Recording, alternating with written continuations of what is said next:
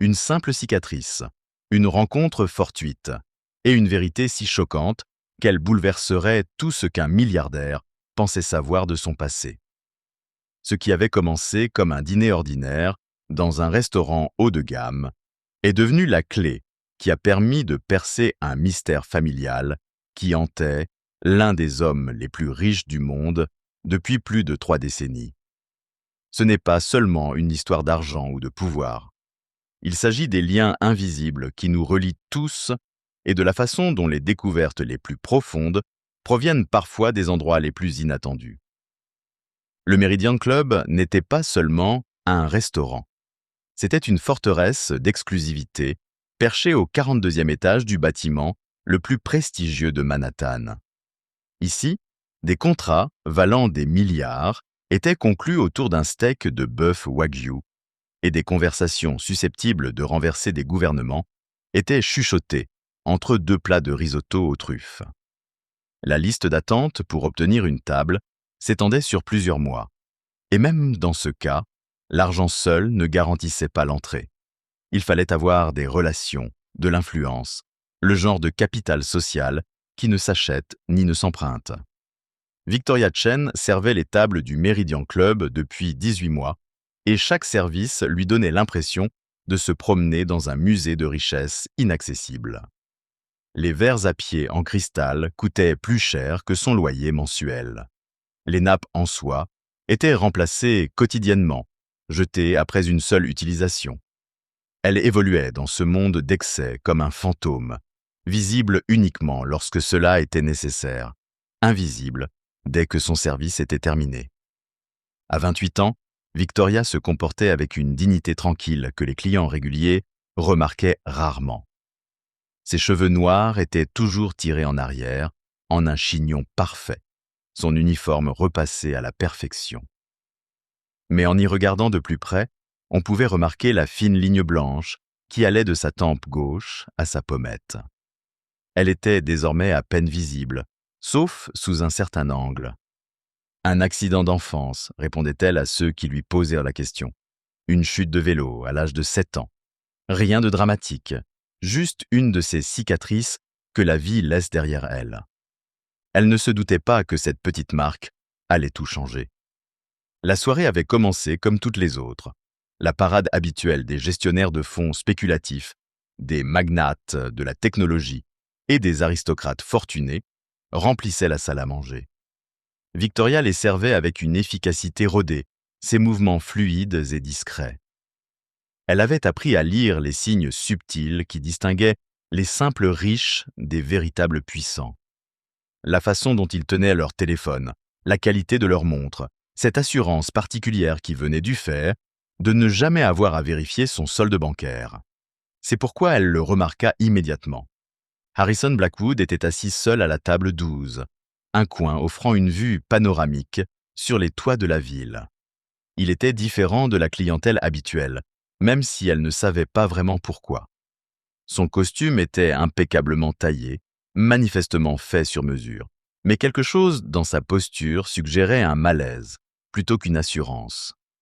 Il étudiait le menu avec une intensité inhabituelle, comme si la carte des vins recelait des secrets qui méritèrent d'être déchiffrés. À 62 ans, Harrison était une légende dans le monde de la finance. Blackwood Capital était passé d'une petite société d'investissement à un empire mondial valant plus de 40 milliards de dollars. Il possédait des journaux, des chaînes de télévision et des portefeuilles immobiliers sur plusieurs continents. Les politiciens cherchaient à obtenir son soutien, les célébrités courtisaient son attention, et les écoles de commerce enseignaient des études de cas basées sur ses stratégies. Pourtant, il était assis là, tripotant sa serviette comme un adolescent nerveux lors d'un premier rendez-vous. En vérité, Harrison détestait ces dîners. Ils étaient un théâtre nécessaire, des performances requises pour entretenir les relations qui permettaient à son empire de fonctionner. L'invitée de ce soir était censée être la sénatrice Patricia Williams, présidente de la commission bancaire. Une autre soirée fastidieuse, faite de charmes soigneusement orchestrés et de flatteries stratégiques. Mais la sénatrice avait annulé à la dernière minute laissant Harrison seul avec ses pensées et une réservation qu'il ne pouvait se résoudre à gaspiller. Victoria s'approcha de sa table avec le sourire qu'elle avait perfectionné au fil d'innombrables services. « Bonsoir, monsieur Blackwood. Puis-je vous proposer quelque chose de notre sélection de vins ce soir ?» Il leva les yeux et, pendant un instant, quelque chose passa sur son visage. Ce n'était pas exactement de la reconnaissance, mais une étrange curiosité. Son regard s'attarda sur son visage, plus longtemps que nécessaire, et elle se sentit envahie par un sentiment de gêne. Avait-elle négligé quelque chose dans son apparence? Son maquillage était-il défait? Juste de l'eau pour l'instant, dit-il d'une voix posée, celle de quelqu'un habitué à être écouté. Et vous pourriez peut-être me recommander quelque chose au menu. Je crains de dîner seul ce soir. Bien sûr, le plat du chef ce soir est notre côte de bœuf maturée, avec moelle osseuse, rôti et légumes de saison. Il est très apprécié de nos clients. Elle remarqua qu'il n'écoutait pas vraiment ses paroles. Son attention semblait fixée sur son visage, plus précisément sur le côté gauche où sa cicatrice traçait une légère ligne. Ce regard scrutateur la mettait mal à l'aise, mais elle conserva son sang-froid professionnel. « Cela semble parfait, dit-il finalement, même si elle soupçonnait qu'il aurait accepté n'importe quelle suggestion de sa part. Et peut-être une bouteille de votre vin rouge maison. » Alors qu'elle se retournait pour partir, il reprit la parole.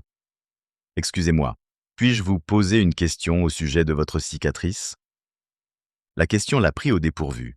En 18 mois de service au Meridian Club, aucun client ne lui avait jamais posé de questions personnelles. Les riches ne considéraient pas le personnel de service comme des individus ayant des histoires qui méritaient d'être écoutées. Ils étaient des fonctionnaires, aussi interchangeables que les verres en cristal ou les fourchettes en argent. « Ce n'est rien de dramatique, » répondit-elle en touchant instinctivement la marque. « Un accident d'enfance. Je suis tombée de vélo quand j'avais 7 ans. » L'expression de Harrison s'intensifia. Où cela s'est-il passé? Dans quelle ville? Victoria hésita. La conversation avait pris une tournure trop personnelle, mais quelque chose dans son ton la poussa à répondre. « San Francisco. J'ai grandi à Chinatown. » Ces mots semblèrent le frapper comme un coup physique. Son visage pâlit et sa main agrippa le bord de la table. Pendant un long moment, il ne dit rien, se contentant de la fixer d'un regard qu'elle ne parvenait pas à déchiffrer. « En quelle année êtes-vous né ?» demanda-t-il d'une voix à peine plus forte qu'un murmure. Elle se sentait désormais vraiment mal à l'aise. « Monsieur, je ne suis pas sûr que ce soit approprié. Je devrais peut-être commencer à prendre votre commande. »« Je vous en prie, dit-il, avec une pointe de désespoir dans la voix. C'est important. En quelle année ? » « En 1995, répondit-elle à contre-cœur. Harrison ferma les yeux et prit une inspiration tremblante. Lorsqu'il les rouvrit, il brillait de larmes contenues. Il fouilla dans la poche de sa veste et en sortit son téléphone, faisant défiler ce qui semblait être un album photo. Au bout d'un moment, il tourna l'écran vers elle. La photo montrait un Harrison beaucoup plus jeune, peut-être au début de la trentaine, debout à côté d'une belle femme asiatique, aux yeux doux et au sourire chaleureux. Entre eux se tenait une petite fille, âgée peut-être de 6 ou 7 ans, avec de longs cheveux noirs et un large sourire qui révélait une dent de devant manquante. L'enfant ressemblait indéniablement à Victoria, mais c'est la fine ligne blanche sur la tempe gauche de la fillette qui fit basculer le monde de Victoria. « Tu te souviens d'un homme nommé David Chen ?» demanda Harrison, la voix chargée d'émotion. « Il aurait pu être ton père. » Victoria sentit ses jambes fléchir. Elle s'agrippa au dossier d'une chaise vide pour se stabiliser. David Chen était bien le nom de son père, même si elle ne l'avait jamais connu. Sa mère, Lynn, l'avait élevé seule dans un petit appartement au-dessus d'un restaurant de dim sum. Chaque fois que Victoria lui posait des questions sur son père, sa mère devenait triste et changeait de sujet. Elle était morte quand Victoria avait 19 ans, emportant avec elle tous les secrets qu'elle avait gardés. « Je ne comprends pas, » murmura Victoria. Harrison se leva lentement, comme s'il se déplaçait dans l'eau. C'était un homme de grande taille, mais il semblait désormais rapetissé, vulnérable d'une manière qui ne correspondait pas à sa réputation de magnate des affaires. Je m'appelle Harrison Blackwood, mais il y a 30 ans, je m'appelais Harry. Je travaillais à San Francisco, où j'essayais de créer ma première société d'investissement. J'ai rencontré votre mère dans un café de Chinatown. Le restaurant autour d'eux continuait sa danse élégante, entre service et consommation. Mais Victoria avait l'impression qu'elle et Harrison existaient dans une bulle séparée du monde. Les autres clients discutaient tranquillement pendant leur repas, inconscients qu'une révélation qui allait changer leur vie se déroulait à quelques mètres d'eux. L'Anne était la plus belle femme que j'avais jamais vue, continua Harrison, sa voix devenant plus forte à chaque mot. Elle avait 2 emplois pour subvenir à ses besoins tout en étudiant le commerce à l'université de San Francisco. Nous sommes tombés amoureux et pendant 8 mois, j'ai cru avoir trouvé mon avenir. Mais mon père a découvert notre relation. Il fit une pause, passant une main dans ses cheveux argentés. À l'époque, l'argent de ma famille était assorti de conditions. Une fortune ancienne, des préjugés anciens. Mon père a menacé de me renier complètement si je ne rompais pas avec l'un. Il m'a dit que je gâchais mon héritage pour une relation inappropriée. Victoria sentit une colère froide monter en elle. Tu l'as abandonné parce que ta famille n'approuvait pas votre relation? Le visage de Harrison se crispa de honte. J'avais 28 ans et je me croyais si intelligent, si indépendant. Mais face à la perspective de perdre tout ce pour quoi j'avais travaillé, tout ce dont je pensais avoir besoin pour réussir, j'ai choisi l'argent plutôt que l'amour. J'ai rompu avec Lynn sans explication. Je lui ai dit que je retournais à New York, que ça avait été sympa, mais que ce n'était pas sérieux. Je ne lui ai jamais parlé de la grossesse. La grossesse. Ces mots frappèrent Victoria comme un coup de tonnerre. Sa mère était enceinte quand Harrison était parti. Elle portait Victoria quand l'homme qu'elle aimait avait disparu de sa vie, sans explication. J'ai essayé de la retrouver plus tard, dit Harrison, la voix brisée. Quand j'ai réalisé l'erreur que j'avais commise, quand j'ai compris que la vraie richesse ne se mesure pas en dollars, mais elle avait déménagé, changé de nom. J'ai engagé des détectives privés pendant des années, mais ils n'ont jamais trouvé de traces d'elle. Je n'ai rien su de toi jusqu'à ce soir. Victoria était bouleversée par les implications de cette révélation. Cet homme, ce milliardaire qui inspirait le respect et exerçait un pouvoir incroyable, prétendait être son père. Le père dont elle s'était interrogée toute sa vie, dont l'absence avait laissé un vide dans son enfance, qu'elle avait appris à porter comme un poids familier. « Mais comment avez-vous pu le savoir rien qu'en me regardant ?» demanda-t-elle, même si, tout en parlant, elle reconnaissait les similitudes dans la structure de leur visage, la forme de leurs yeux. Harrison sourit à travers ses larmes. « Tu as la beauté de ta mère, mais tu as mon menton obstiné. Et cette cicatrice, exactement la même cicatrice, exactement au même endroit. Je me souviens du jour où cela s'est produit. L'un m'a appelé en pleurs, me disant que tu étais tombé de ton vélo devant l'immeuble. Elle était tellement effrayée, pensant que cela laisserait une marque permanente. Je lui ai dit que les cicatrices signifiaient simplement que tu vivais pleinement ta vie.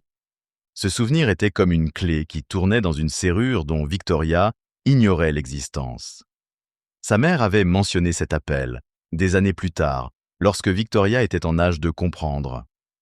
Elle avait dit que le père de Victoria avait été gentil à propos de l'accident, qu'il l'avait aidé à accepter sa cicatrice. C'était l'une des rares fois où l'un avait parlé de lui avec une certaine chaleur. Debout dans ce restaurant opulent, entouré du murmure discret de la richesse et des privilèges, Victoria sentit sa perception d'elle-même changer fondamentalement. Elle n'était pas seulement une serveuse qui travaillait pour payer son loyer. Elle n'était pas seulement la fille d'un immigrant travailleur qui avait lutté pour joindre les deux bouts. Elle était l'enfant de l'un des hommes les plus puissants d'Amérique. Un homme qui avait passé 30 ans à regretter le choix qui avait façonné leur deux vies. Mais cette révélation s'accompagna d'une avalanche de questions. qui allait et bouleverser tout ce qu'elle croyait savoir sur son passé, son présent et l'avenir qui s'ouvrait devant elle. La cicatrice qui la marquait depuis l'enfance était sur le point de marquer le début d'un tout nouveau chapitre de sa vie. Le silence entre eux s'étirait comme un fil tendu. Autour d'eux, le Meridian Club continuait sa danse chorégraphiée de luxe et de pouvoir. Mais Victoria avait l'impression que le monde avait basculé. Sa main se posa inconsciemment sur sa cicatrice, suivant la fine ligne qui venait de devenir la marque la plus importante de son corps. Harrison fouilla dans son portefeuille et en sortit une photo usée dont les bords étaient adoucis par des années d'utilisation. L'image était décolorée, mais suffisamment claire pour voir un jeune couple assis sur un banc dans un parc, la tête de la femme reposant sur l'épaule de l'homme. Entre eux était assis un enfant aux joues potelées et aux yeux brillants, qui pointait du doigt quelque chose hors du cadre de la photo. « Cette photo a été prise au Golden Gate Park, » dit Harrison, la voix chargée de souvenirs. « Tu avais 3 ans. Ta mère avait préparé un pique-nique et nous avons passé tout l'après-midi à te regarder courir après les pigeons.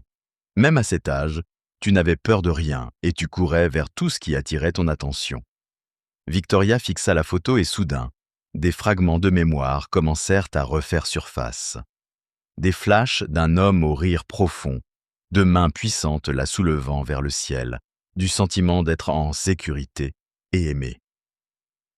Ce n'étaient pas exactement de nouveaux souvenirs, mais des souvenirs qu'elle avait enfouis si profondément qu'elle s'était convaincue qu'il s'agissait de rêves. « Pourquoi me montres-tu cela maintenant ?» demanda-t-elle, bien que sa voix trahisse la tempête émotionnelle qui faisait rage en elle. « Parce que je n'ai jamais cessé de te chercher, » répondit Harrison. « Parce que chaque jour, pendant 30 ans, je me suis demandé quel genre de personne tu étais devenue, si tu étais heureuse, si tu avais besoin de quelque chose. Parce que j'ai bâti un empire valant 40 milliards de dollars et que tout cela n'a aucun sens si je ne sais pas que tu vas bien. » Le poids de ces mots s'abattit sur elle comme une lourde couverture. Ce n'était pas une rencontre fortuite ou une coïncidence remarquable. C'était la collision de 2 vies qui avaient orbité l'une autour de l'autre dans des univers séparés, finalement attirées l'une vers l'autre par une gravité à laquelle aucun d'eux ne s'attendait. « Je dois m'asseoir, » murmura Victoria. Harrison lui indiqua immédiatement la chaise en face de lui. Elle s'enfonça dans le cuir moelleux, ses jambes n'étant plus assez solides pour la soutenir. Les autres clients du restaurant continuaient leur conversation, inconscients du fait qu'une famille se retrouvait à quelques mètres seulement de leur discussion sur les portefeuilles d'actions et les maisons de vacances. « Parle-moi de ta mère, » dit Harrison doucement. « Parle-moi de Lynn. » La gorge de Victoria se serra. Elle est morte il y a 9 ans, d'un cancer. Elle s'est battue pendant 2 ans, mais les traitements étaient coûteux et notre assurance ne couvrait pas tout. Elle a travaillé jusqu'à 3 semaines avant son décès, essayant de payer les frais médicaux. Le visage d'Harrison devint livide. Elle s'est tuée à la tâche pour payer son traitement contre le cancer. Victoria acquiesça, incapable de parler à cause de la boule qu'elle avait dans la gorge. Elle nettoyait des immeubles de bureaux la nuit et travaillait dans une blanchisserie pendant la journée. Je me suis occupé d'elle du mieux que j'ai pu, mais je n'avais que 19 ans et je ne savais pas comment fonctionnait le système de santé. Lorsque nous avons enfin trouvé des spécialistes qui auraient pu l'aider, il était trop tard. Le silence qui suivit était assourdissant. Harrison fixait ses mains, les épaules secouées de ce que Victoria comprit être des sanglots réprimés. Quand il a enfin levé les yeux, ses yeux étaient rouges, de chagrin et de rage. « J'aurais pu la sauver, » a-t-il dit, la voix brisée. « Si je vous avais trouvé plus tôt, si je n'étais jamais parti. » Victoria a senti un mélange complexe d'émotions l'envahir. Du chagrin pour sa mère qui avait tant lutté, de la colère envers cet homme qui les avait abandonnées toutes les deux. Mais elle resta silencieuse. « Elle n'avait pas de rancune envers toi, » dit-elle après quelques secondes, qui lui semblèrent des heures.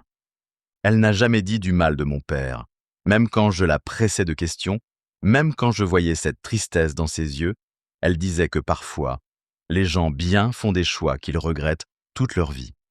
Harrison marmonna, après tout ce que je lui avais fait.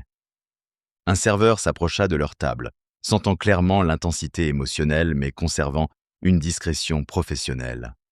Tout va bien. Maintenant qu'elle savait ce qu'elle devait chercher, elle remarquait la forme de son nez, la façon dont il tenait ses épaules, même le motif des rides autour de ses yeux lorsqu'il levait les yeux.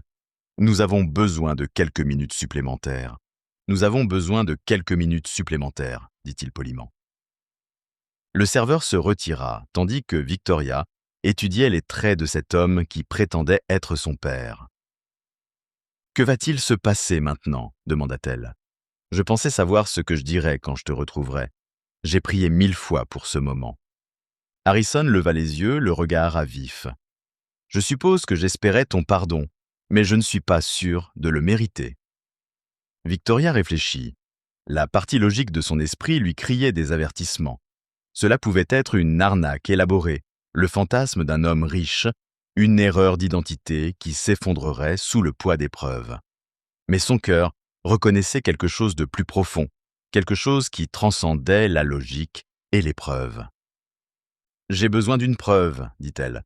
J'ai besoin d'être certaine que vous me dites la vérité. » « Bien sûr, répondit immédiatement Harrison. Nous pouvons faire des tests ADN, vérifier vos antécédents, tout ce que vous voulez. J'ai des documents de cette époque, des lettres que votre mère m'a écrites avant que tout ne s'effondre. Je les ai toutes conservées. » Il fouilla à nouveau dans sa veste et en sortit une petite enveloppe, jaunie par le temps. L'adresse était écrite d'une écriture délicate que Victoria reconnut immédiatement. L'écriture soignée de sa mère, chaque lettre formée avec la précision de quelqu'un qui avait appris l'anglais comme deuxième langue. « Elle m'a écrit ça après notre dernière dispute, dit Harrison. Je ne l'ai jamais ouverte. J'avais trop honte, trop peur de ce qu'elle pouvait contenir. Il est peut-être temps. » Les doigts tremblants, il brisa le sceau et déplia une seule feuille de papier. Alors qu'il lisait en silence, des larmes commencèrent à couler sur son visage. Au bout d'un moment, il tendit la lettre à Victoria. Le papier était fragile, mais les mots étaient clairs. « Mon cher Harry, je sais que tu penses devoir choisir entre l'argent de ta famille et notre amour, mais tu te trompes sur ce qu'exige l'amour. L'amour ne te demande pas de sacrifier tes rêves ou d'abandonner ton avenir. L'amour te demande seulement d'être honnête sur ce que tu veux et d'avoir le courage de te battre pour l'obtenir. Je porte ton enfant et je veux que tu saches que ce bébé sera aimé, que tu choisisses de faire partie de notre vie ou non. Mais j'espère que tu nous choisiras. J'espère que tu choisiras la famille que nous pourrions fonder ensemble. Je t'aimerai toujours, quelle que soit ta décision. L'un. » Victoria lut la lettre 2 fois, la voix de sa mère résonnant dans chaque mot. C'était une preuve plus convaincante que n'importe quel test ADN. Seul son père aurait pu recevoir cette lettre, et seule une personne qui connaissait vraiment Lin Chen pouvait comprendre la dignité tranquille de ces mots. « Elle ne m'a jamais parlé de cette lettre, » murmura Victoria. « Parce qu'elle m'a laissé le choix, et que j'ai fait le mauvais, » répondit Harrison. « Elle a passé 30 ans à protéger ma réputation, tout en élevant notre fille seule. » Cette révélation planait entre eux comme un pont qu'aucun des deux n'était sûr d'être prêt à traverser. Victoria avait passé toute sa vie à se poser des questions sur son père, imaginant des histoires élaborées sur qui il pouvait être et pourquoi il était parti. Jamais, même dans ses rêves les plus fous, elle n'avait imaginé cela. Un milliardaire assis en face d'elle dans le restaurant le plus chic de Manhattan, affirmant qu'une cicatrice de son enfance l'avait ramené vers la fille qu'il avait perdue. Mais le plus choquant n'était peut-être pas l'argent, le pouvoir ou même le caractère dramatique de leur retrouvailles. C'était plutôt la prise de conscience que sa mère avait gardé ce secret pendant des décennies, protégeant Victoria et Harrison de la douleur de savoir ce qu'ils avaient perdu. Lin Chen avait été plus forte et plus généreuse qu'ils ne l'avaient compris. « Je veux tout savoir, » dit finalement Victoria. « Je veux savoir ce qui s'est passé pendant ces 8 mois avec ma mère. Pourquoi vous êtes vraiment parti? ce que vous avez fait pendant 30 ans. Mais d'abord, j'ai besoin de savoir autre chose. Harrison se pencha en avant, suspendu à ses lèvres. « Quel genre d'homme es-tu aujourd'hui » demanda-t-elle. « Parce que je peux comprendre le père qui nous a abandonnés il y a 30 ans. Il était jeune et effrayé, et il a fait un choix terrible. Mais l'homme assis devant moi a eu 3 décennies pour devenir quelqu'un d'autre. Qui es-tu devenu, Harrison Blackwood ?» La question transperça le brouillard émotionnel de leurs retrouvailles et exigea une honnêteté d'un autre genre. Il ne s'agissait plus du passé. Il s'agissait de savoir si l'homme qui l'avait retrouvé était quelqu'un qui méritait d'être connu, quelqu'un qui méritait d'être pardonné, quelqu'un qui méritait d'être appelé père. La réponse de Harrison déterminerait non seulement leur relation future, mais aussi si cette rencontre fortuite guérirait de vieilles blessures ou en créerait de nouvelles. Victoria attendit, le cœur battant, les mots qui façonneraient le reste de sa vie. Harrison fixait les lumières de la ville qui scintillaient derrière les fenêtres du restaurant, rassemblant ses pensées comme un homme qui s'apprête à confesser ses péchés les plus profonds. La question flottait dans l'air entre eux, et Victoria pouvait voir qu'il se débattait avec la quantité de vérité qu'il était prêt à révéler. « Je suis devenu exactement ce que mon père voulait que je sois », dit-il finalement. Impitoyable, calculateur, d'un succès incommensurable. Pendant les 10 premières années qui ont suivi mon départ de San Francisco, je me suis lancé dans la création de Blackwood Capital avec une fureur qui frôlait l'obsession. Il fit une pause, ses doigts s'agitant nerveusement. Mais mon succès reposait sur ma capacité à repérer les faiblesses des entreprises et à les exploiter à mon avantage financier.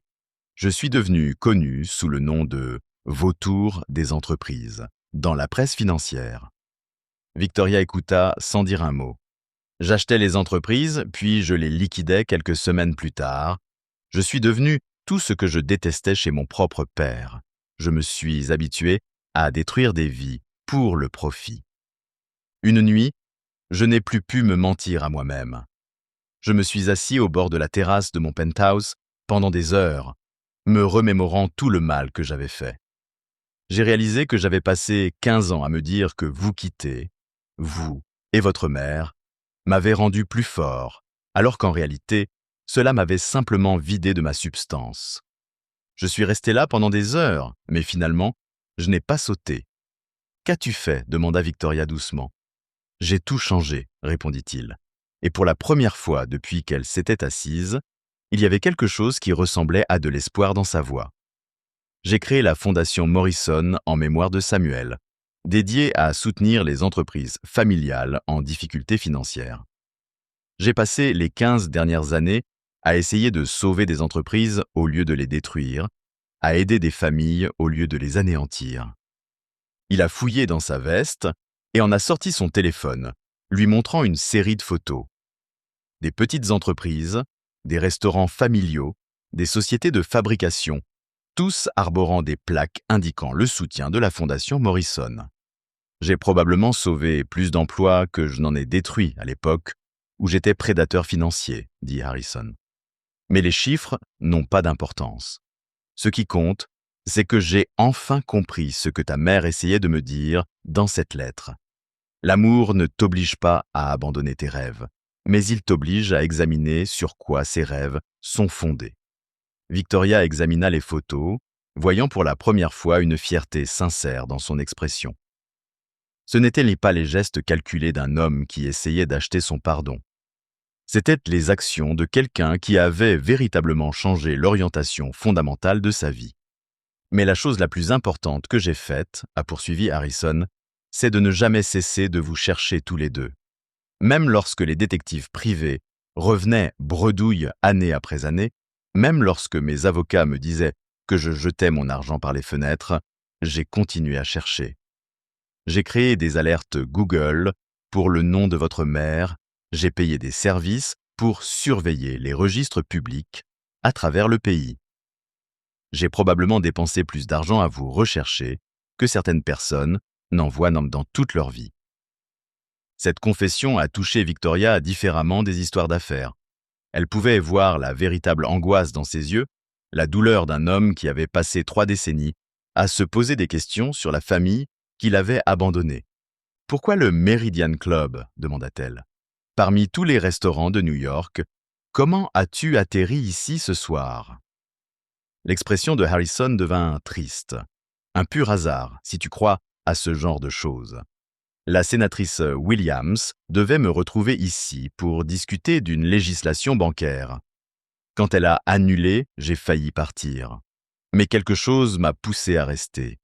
Peut-être était-ce le destin, peut-être était-ce la culpabilité, peut-être était-ce simplement de l'entêtement. Je n'ai jamais été du genre à gaspiller une réservation. Victoria a failli sourire. Même au milieu d'une révélation qui allait changer sa vie, son père se révélait être le genre d'homme qui ne gaspillerait pas une réservation pour un dîner coûteux. L'annulation de la sénatrice a peut-être été la plus grande chance de ma vie, ajouta Harrison. Mais je suppose que je devrais lui envoyer une lettre de remerciement pour m'avoir posé un lapin. Cette fois, Victoria sourit, et elle vit le visage de Harrison s'illuminer en réponse. C'était une expression si simple, mais elle pouvait voir à quel point son approbation comptait pour lui. « J'ai d'autres questions, dit Victoria. Sur les années que vous avez passées avec ma mère, sur votre famille, sur ce que vous attendez de moi maintenant. » « Demandez-moi tout ce que vous voulez, répondit Harrison immédiatement.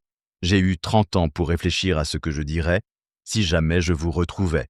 Je ne vous mentirai pas, sur rien. Parlez-moi de votre famille, ceux qui vous ont fait choisir entre l'argent et l'amour. » L'expression de Harrison s'assombrit. « Mon père est mort il y a 12 ans, toujours convaincu qu'il m'avait sauvé de la plus grande erreur de ma vie. Ma mère est décédée 5 ans après. Aucun d'eux n'a jamais su qu'ils avaient une petite fille. Mon père est mort en croyant qu'il avait protégé l'héritage familial en me forçant à abandonner la femme que j'aimais. » Il y avait une ironie amère dans sa voix que Victoria ne pouvait manquer. Il avait choisi l'approbation de sa famille plutôt que l'amour, et cette famille avait maintenant disparu, le laissant seul avec ses regrets. « J'ai une sœur cadette, Margaret, » a poursuivi Harrison. « Elle a toujours été la préférée, celle qui s'est mariée comme il se doit et qui a donné naissance aux petits-enfants qu'il fallait. Quand je lui ai finalement parlé de toi et de ta mère il y a quelques années, elle a été horrifiée. Elle a dit qu'il valait mieux que tu n'aies jamais été retrouvé, que cela ne ferait que compliquer les choses. » Victoria ressentit une vive douleur à ces mots. Elle avait une tante qui ne voulait pas la connaître, des cousins qui n'accepteraient peut-être jamais son existence. « Margaret représente tout ce que j'étais, dit Harrison, comme s'il lisait dans ses pensées. Tout ce que j'essaie de ne plus être. Si tu décides de nouer une relation avec moi, tu dois savoir que tout le monde dans la famille Blackwood ne t'accueillera pas à bras ouverts. » C'était une autre complexité à laquelle Victoria n'avait pas pensé. Elle n'était pas seulement en train de gagner un père potentiel, elle était en train d'entrer dans un monde de politique familiale et de préjugés liés à l'argent qu'il avait déjà rejeté une fois. « Et toi ?» demanda Harrison. « Parle-moi de ta vie, de tes rêves, de tes relations. Je veux savoir qui tu es devenu malgré mon absence. » Victoria se sentit soudainement gênée. Sa vie semblait insignifiante comparée à son univers fait d'empires commerciaux et de fondations familiales. Mais elle avait appris en servant des clients fortunés que la taille de votre univers importait moins que ce que vous y accomplissiez. « J'ai obtenu un diplôme en travail social à l'université de New York, dit-elle. Je voulais aider des familles comme la nôtre, des familles où les choix d'une personne ont des répercussions sur tout le monde. Mais le salaire était minable, et après que maman soit tombée malade, je ne pouvais plus me permettre de travailler dans le secteur associatif. C'est comme ça que je me suis retrouvée ici. » Elle fit un geste vers l'élégant restaurant.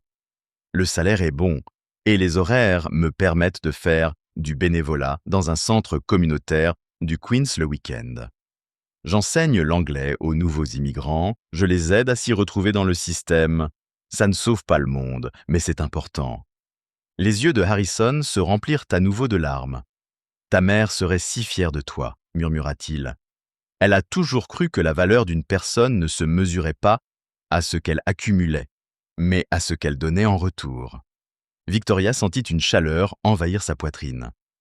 Pour la première fois depuis des années, elle se sentait vraiment considérée, non pas seulement comme une prestataire de service ou une aide, mais comme une personne à part entière, avec ses propres valeurs et ses propres rêves.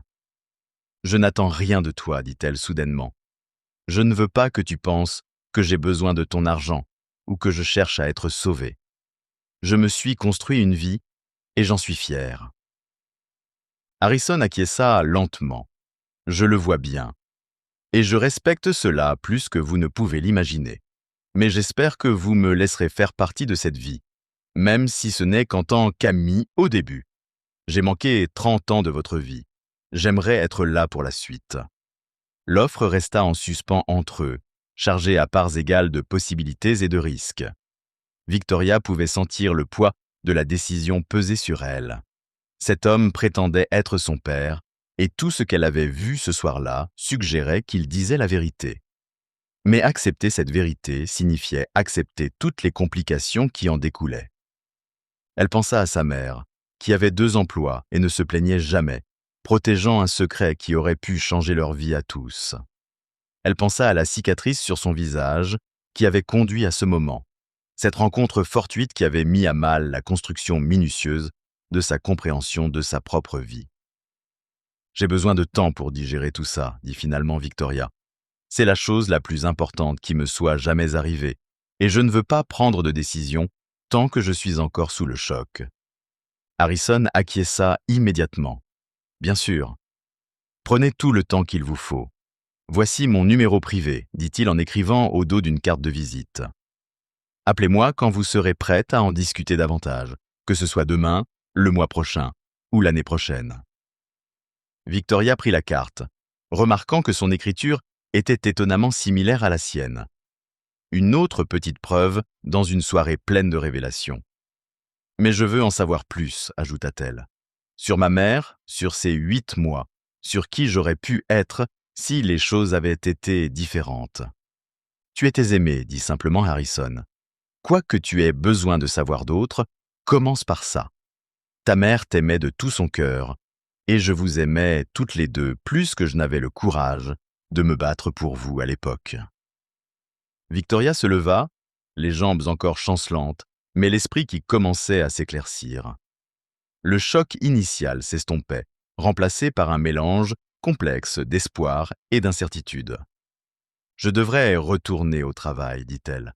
Mon responsable va se demander où je suis passé. » Harrison se leva également, et pendant un instant, ils se regardèrent par-dessus la petite table qui était devenue le pont entre leurs mondes séparés.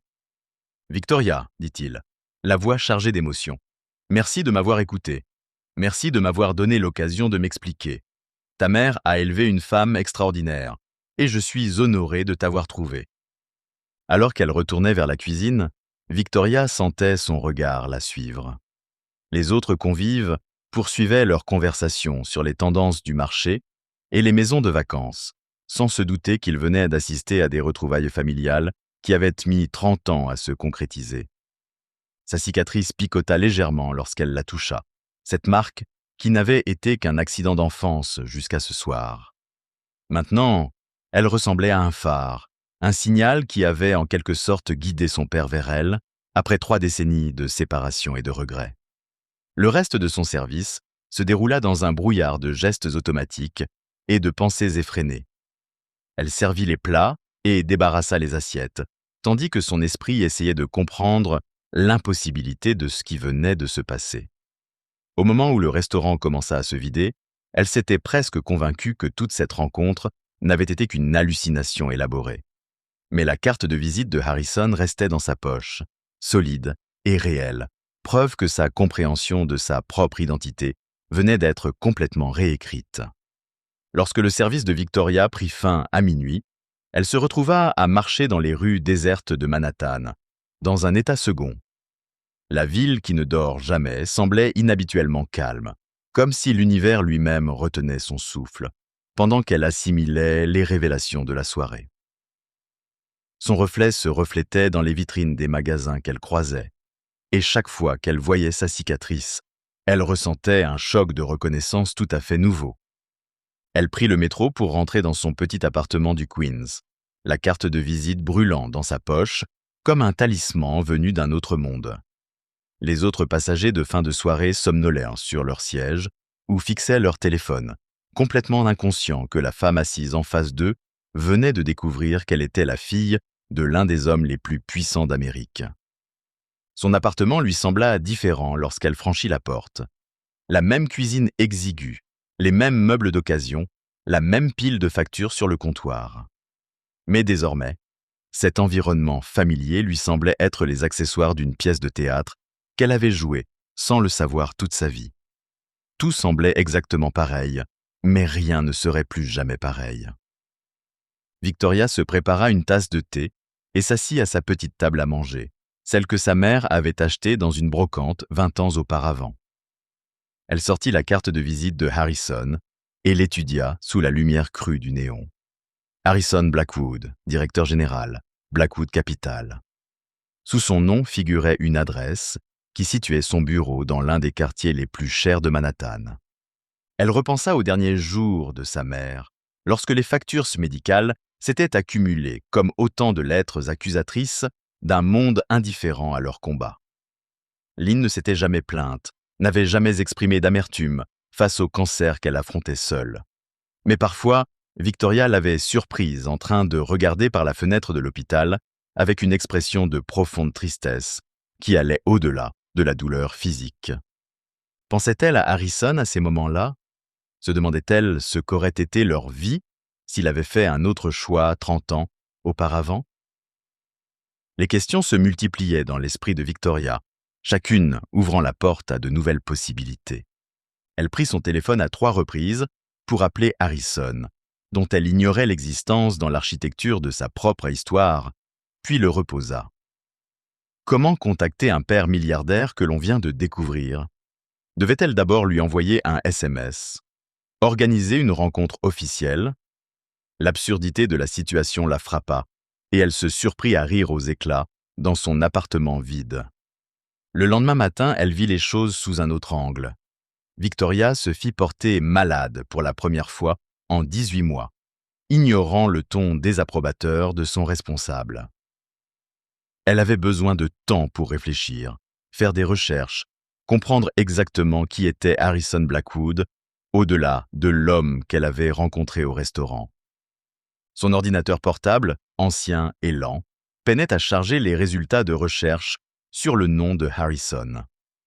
Mais ce qu'elle trouva brossait un tableau complexe qui correspondait à ce qu'elle avait vu la veille.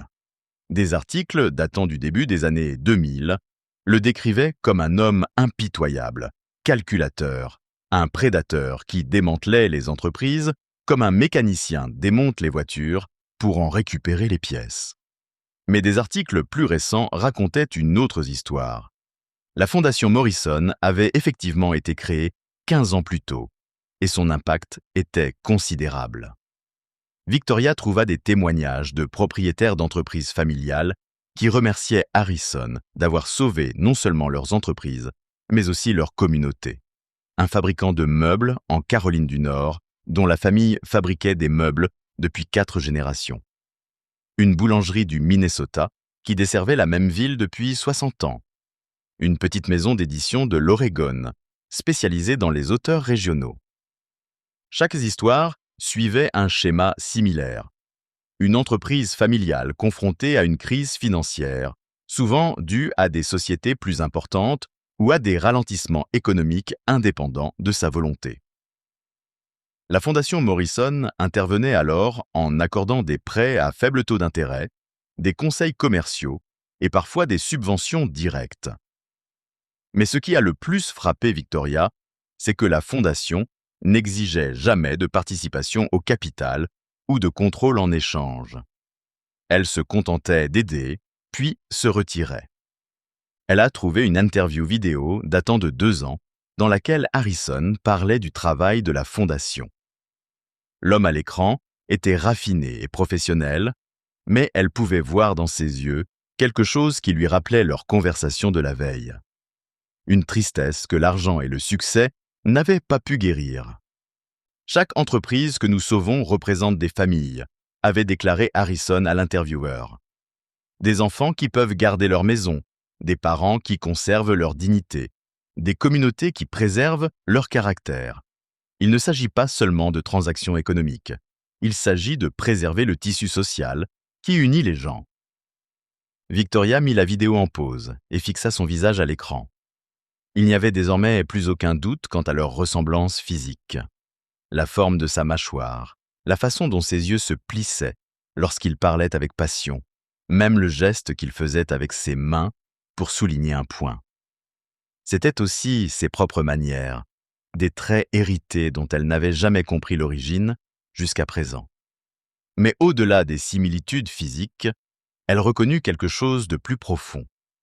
La façon dont il parlait de la famille et de la communauté faisait écho à ses propres valeurs, aux principes qui l'avaient poussé à étudier le travail social malgré les difficultés financières. Ils avaient peut-être vécu dans des mondes différents pendant 30 ans, mais ils semblaient partager la même volonté d'aider les autres. Son téléphone sonna, l'attirant de sa transe de recherche. Le numéro lui était inconnu, mais quelque chose la poussa à répondre. « Victoria, c'est Harrison. J'espère que ça ne te dérange pas que je t'appelle. Je n'ai pas pu dormir cette nuit et je voulais m'assurer que tu allais bien. » Sa voix semblait différente au téléphone, moins formelle qu'au restaurant, plus vulnérable. « Je vais bien, » répondit-elle, même si elle n'était pas tout à fait sûre que ce soit vrai. « J'ai lu des choses, sur toi, sur la fondation. » « Et qu'en pensez-vous » Sa question trahissait une véritable inquiétude, comme si son opinion pouvait valider ou condamner 30 années passées à essayer de devenir un homme meilleur. « Je pense que ma mère aurait été fière de ce que vous êtes devenu, » répondit Victoria, et elle l'entendit inspirer brusquement. Pas le prédateur financier des premières années, mais l'homme qui a décidé de construire plutôt que de détruire. Elle voyait toujours le meilleur chez les gens, dit Harrison doucement, même quand ils ne le voyaient pas eux-mêmes. Ils discutèrent pendant plus d'1 heure, échangeant des détails sur leurs vies respectives. Harrison lui parle de la solitude du succès, du fait que toutes les relations semblaient transactionnelles quand les gens savaient combien d'argent vous aviez. Victoria lui raconta son travail bénévole, les familles d'immigrants qu'elle aidait à naviguer dans des systèmes qui semblaient conçus pour les exclure. « J'ai une idée, » dit Harrison, alors que leur conversation touchait à sa fin. « Il y a quelque chose que j'aimerais vous montrer si vous êtes d'accord. Mais cela impliquerait de venir à mon bureau. » Victoria sentit son estomac se nouer de nervosité. Le Meridian Club était un territoire neutre, un endroit où elle avait autant sa place que lui. Mais Blackwood Capital était son domaine, le symbole de tout ce qui les avait séparés pendant 30 ans. « Qu'est-ce que c'est » demanda-t-elle. « Les lettres de ta mère, » répondit Harrison. « Je les ai toutes gardées. Toutes celles qu'elle a écrites pendant les 8 mois où nous étions ensemble. Et certaines de ses affaires, des choses que j'aurais dû lui rendre, mais dont je n'ai pas pu me séparer. » L'offre resta en suspens entre eux, chargée de possibilités et de douleurs. Victoria avait si peu de souvenirs de la jeunesse de sa mère, juste une poignée de photos et quelques bijoux qui avaient été mis en gage pendant la pire période de leurs difficultés financières. La chance de voir les mots de sa mère à cette époque, de comprendre ce qu'elle pensait et ressentait, était irrésistible. « Quand » demanda Victoria. « Quand vous serez prête. » « Aujourd'hui, demain, la semaine prochaine. J'ai attendu 30 ans. Je peux attendre aussi longtemps que vous le souhaitez. » Victoria regarda autour d'elle son petit appartement, la vie qu'elle s'était construite à force de détermination et de sacrifice. Dans quelques heures, elle pourrait être assise dans le bureau d'un milliardaire, en train de lire les lettres d'amour que sa mère avait écrites à un homme dont Victoria ignorait l'existence. La juxtaposition était surréaliste, mais cela ressemblait à la prochaine étape d'un voyage qu'elle avait inconsciemment entrepris toute sa vie. « Aujourd'hui, » dit-elle, « cet après-midi. Je pense que je suis prête à connaître toute l'histoire. » Alors qu'elle raccrochait le téléphone et se préparait à s'aventurer Dans le monde de Harrison Blackwood, Victoria toucha une fois de plus sa cicatrice. Cette marque, qui n'était autrefois rien de plus qu'un accident d'enfance, était devenue la clé qui lui permettrait de découvrir une histoire familiale qu'elle n'aurait jamais imaginée. Et d'une manière ou d'une autre, elle savait que sa mère aurait approuvé le courage dont elle faisait preuve en franchissant cette porte. Le véritable test n'était pas de savoir si Harrison disait la vérité sur le fait d'être son père. Le véritable test était de savoir si l'un d'eux était assez courageux pour construire une relation à partir des fragments d'une histoire d'amour interrompue il y a 30 ans. Parfois, les voyages les plus extraordinaires commencent par les plus petits détails. Une cicatrice à peine visible, sauf si la lumière la met en valeur. Une question posée par un inconnu dans un restaurant haut de gamme. Un souvenir d'enfance qui relie 3 décennies de séparation et de regret. L'histoire de Victoria nous rappelle que la famille ne se résume pas au sang ou à une histoire commune. Il s'agit du courage de combler le vide du temps et des circonstances, de pardonner l'impardonnable et de croire que l'amour peut survivre même aux choix les plus cruels. Harrison a passé 30 ans à chercher la rédemption, à bâtir un empire qui ne pouvait combler le vide laissé par la famille qui l'avait abandonné. Victoria a passé 30 ans à s'interroger sur le père qu'elle n'avait jamais connu, portant son héritage sous la forme de son visage et des valeurs que sa mère lui avait discrètement inculquées. Au final, ce n'est ni l'argent ni le pouvoir qui les a réunis. C'est l'amour d'une mère qui les a protégés tous les deux, même dans la mort. Lin Chen avait élevé une fille assez forte pour pardonner et avait gardé vivant le souvenir d'un homme qui méritait d'être retrouvé. Ce qui avait commencé comme un dîner ordinaire devint la preuve que les liens qui nous unissent sont plus forts que le temps, plus forts que la fierté, plus forts que la peur qui nous sépare. Parfois, il suffit que quelqu'un ait le courage de poser des questions sur une cicatrice et que quelqu'un ait le courage d'y répondre. Les liens invisibles qui unissent les familles peuvent s'étirer sur des décennies, mais ils ne se rompent jamais vraiment. Ils attendent simplement, patients comme des cicatrices, le moment propice pour nous ramener à la maison.